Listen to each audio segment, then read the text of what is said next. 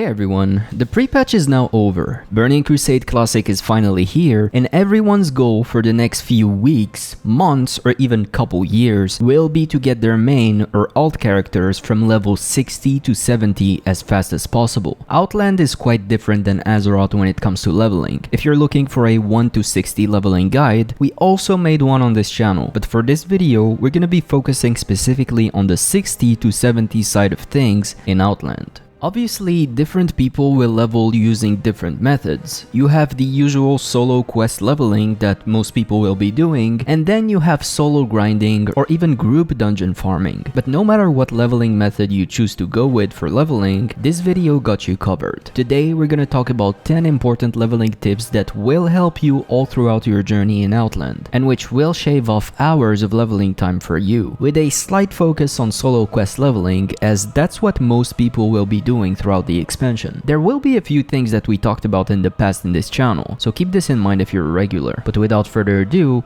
let's get into the video. Let's first talk about things you can do before even setting foot in Outland, and that will have a significant impact on your leveling speed. First, let's quickly talk about consumables. Whether you're questing alone or doing a dungeon with a group, consumables will shave off tens of minutes and even upwards of hours to your 60 to 70 leveling time. First and foremost, Flasks. Flasks are awesome for leveling because not only are they really strong, but they also persist through death. So while leveling, you're definitely getting your money's worth with Flasks. The good news is, Classic WoW has been running for 2 years, and people have been stockpiling a lot of stuff that they have no use for anymore. So you'll see prices for Flasks drop significantly on the auction house, since the pre-patch started a couple weeks ago. Take advantage of that and get yourself some cheap flasks while you can.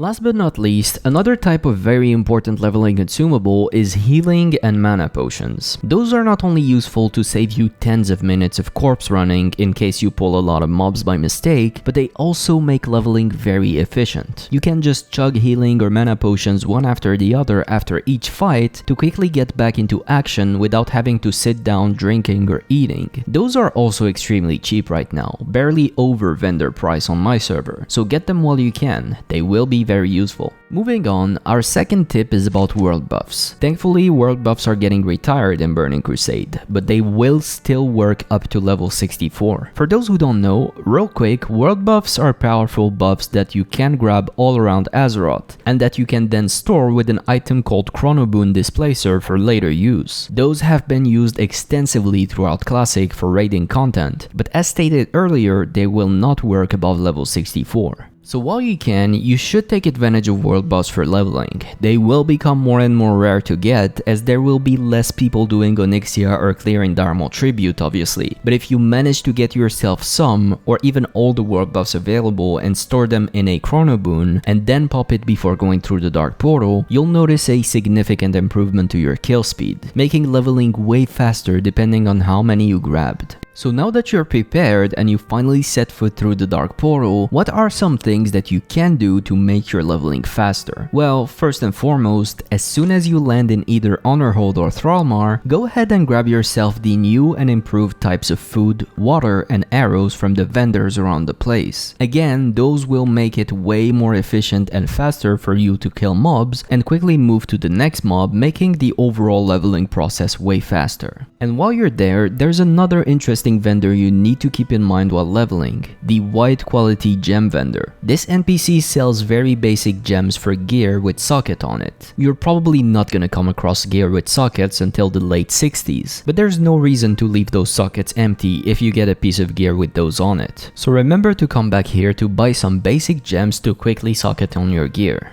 Another tip that I wanted to mention, and this one is specifically for questing, at launch and for the first few weeks probably, Outland will be completely packed with players. Competing with other players is going to be a nightmare. To be fair, that's why dungeon grinding or group leveling is faster in general, but if you decide you want to level through questing, just go ahead and always try to group up with as many players as possible. If there's 5 different players doing the same quest in a given area, all those players could be done way faster with that quest if they would just group up. So if you're doing a quest in the outside world, especially quests where you have to kill a specific amount of mobs, go ahead and invite the people around to not compete with each other and be done way quicker. This is something we mentioned in the past, but while leveling, making use of bank alts is going to be a significant boost to your speed. Instead of wasting tens of minutes of your time sorting out your bags, throwing away and probably vendoring expensive stuff, you could instead just make a bank alt and just throw any non-BOP items to them through the mail system, and then worry about that once you're 70 instead of while leveling.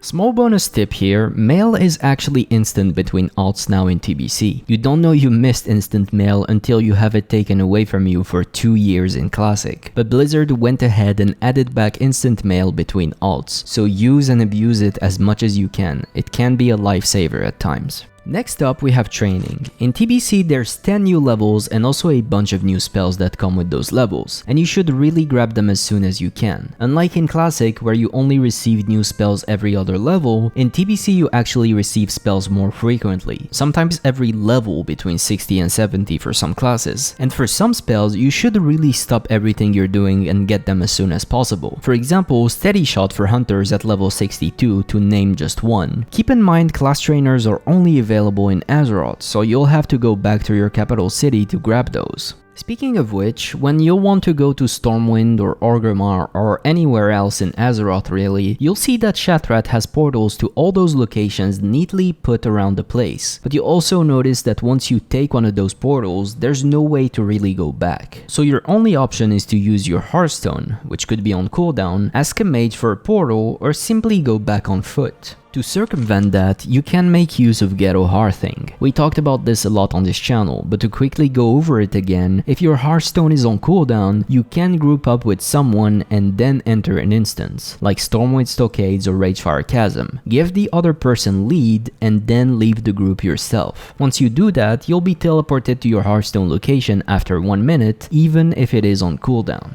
Another way to quickly go back if your Hearthstone is on cooldown is to ask a mage, obviously. If you happen to have a mage yourself, which is level 65 or more, remember that you can actually portal your alts if you need to. Just get someone to help you group up with your alt, make a portal on your mage, and just relog to your alt, and you'll simply be able to use the portal before it disappears. So we talked about the different methods of leveling, but one advantage to leveling through dungeons exclusively is to be able to hit Revered quickly once you're level 70 and unlock heroic dungeons. You see, low-level dungeons in Outland only give you reputation with their respective faction up to Honored, but quests in the world do not have a reputation cap. So one approach that a lot of players will take to quickly reach Revered is to level exclusively through dungeons to hit Honored and then go back to Hellfire Peninsula and Zangar Marsh once they're 70 to quickly get Revered. Or just farm Shattered Halls or Steam Vaults, as those are the only two dungeons that give reputation past Honored with those two factions. But I wouldn't be too worried about this if you're leveling normally through questing. This is my Hunter, which I leveled on the beta exclusively through questing, and as you can see, I am well above Honored, and would only need to do a few runs of Shattered Halls or Steam Vaults to reach Revered, which would arguably be even faster than if I did the method previously mentioned, depending on how crowded Hellfire Peninsula or Zangar Marsh is.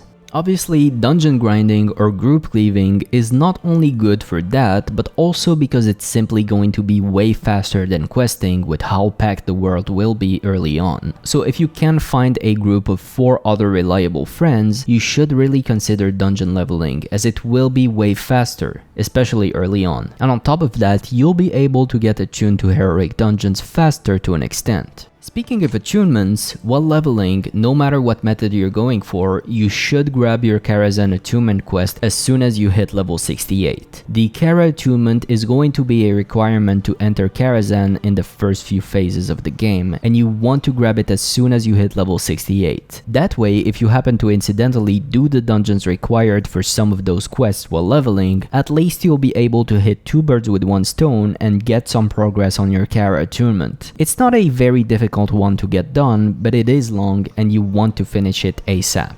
Finally, I wanted to talk about a few very useful add-ons that you can use while leveling. The first one is Wide Quest Log. This makes your quest log bigger and significantly easier to navigate. It will save you the hassle of scrolling down very slowly through the list of quests to find what you're after. Next, obviously, we have Questy. Everyone should have this while leveling, as it has a lot of very important leveling features that will make your life way easier. Grab it and go to the options and look around for some very useful features that you can enable. And then, the last add-on that everyone should be using really is Liatrix Plus. This add-on has a ton of very useful features that will be useful not only while leveling, but even at max level. So just like Questy, install it, go in the options, and look around for the features it offers and enable what you think would be useful to you. And with that, this marks the end of this video. I hope you found it interesting. As always, if you did, give it a like and subscribe to the channel for more content like this. Thank you all very much for watching, and I will see you in the next one very soon.